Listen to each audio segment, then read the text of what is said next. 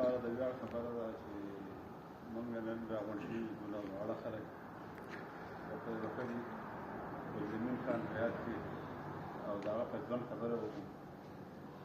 ملګرو د هر چا ژوند چې د هغه کردار د خلکو په ژوند خبره نه کېږي، د هغه په کردار خبره کېږي، د هغه په گفتار خبره کېږي، د هغه په قربانو خبره کېږي، د هغه په خدماتو خبره کېږي.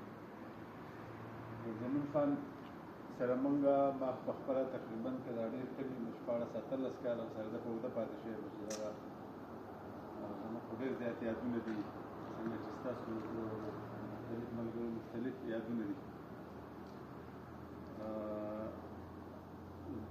کوم محفل کې به چې ناست وو نو د ملګرو چې خبره وکړه رڼا به خطا خلکو به لیدو له وینا له اورېدو له به راتله چا له به چې خدای پاک ورته په دې سینه کې داسې یو روان دریاب غوندې مینه ورکړې وه چې سارېده به نه وه چې چا ته به هم غاړه وته نو هغه به یې د ځان شیدا کړی وه لکه هغه میل وي.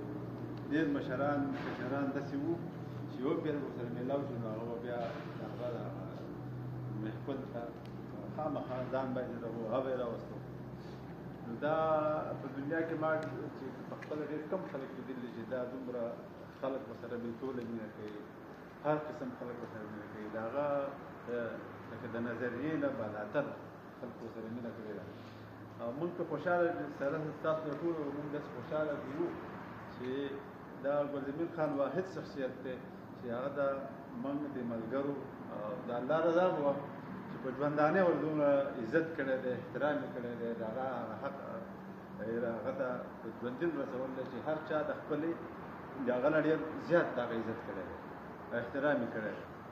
دا د ډېرو کمو خلکو ځکه چې که په دې د پښتنو په تاریخ کې موږ وګورو نو د ساحل صاحب په ژوندانه باندې دغه وستایه او پرویز شاهین صاحب یې وستایه. نو دا نور ځکه چې موږ په مړه په دغه یو پښتنو کې څوک مړ شي نو هغه یاد شي. خو دا څوک مشران زموږ دي چې یاره موږ په ژوندانه د ده احترام او د ده هغه عزت او د ده هغه قدر قیمت چې شی دی نو هغه په ژوندانه شوی دی.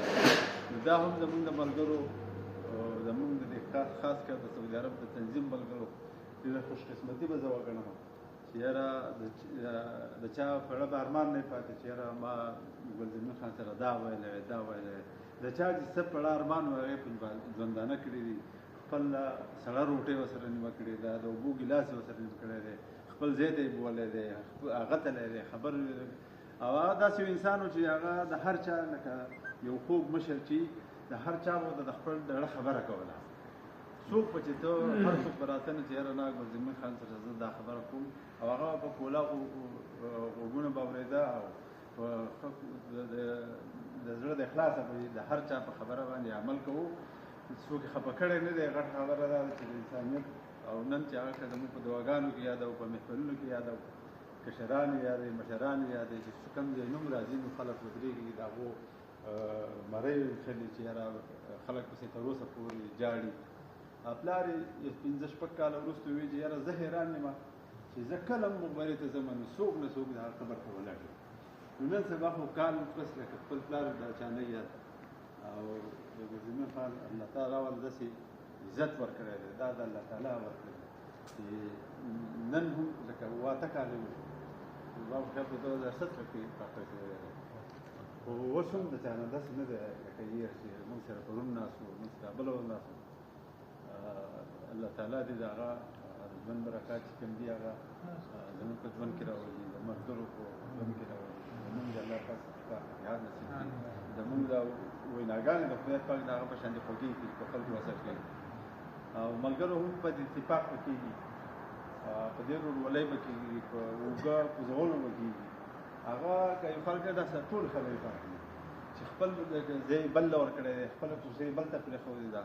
که څوک موږ به چېرته لاړو او ظهور خان دې الله وبخښي، جان بادل دې الله وبخښي، شمس دې الله وبخښي، څوک به چېرته لاړ ته وایي صدر صاحب ته وایي ته پارټي نه یې؟ ته پارټي که نه زه نه یم، ته پارټي نه یې، موږ خو ټول یو شان دي او ته یې که نه زه تاسو یې. نو هغه محفل سړی به د هر چا به دومره منډه واله چې لکه نن د هغه نه به یو په شل وه، هغه به خبره کوله نو په مخ یو سړی به چې ورو ورو ته هغه به بیا په منډه روان و.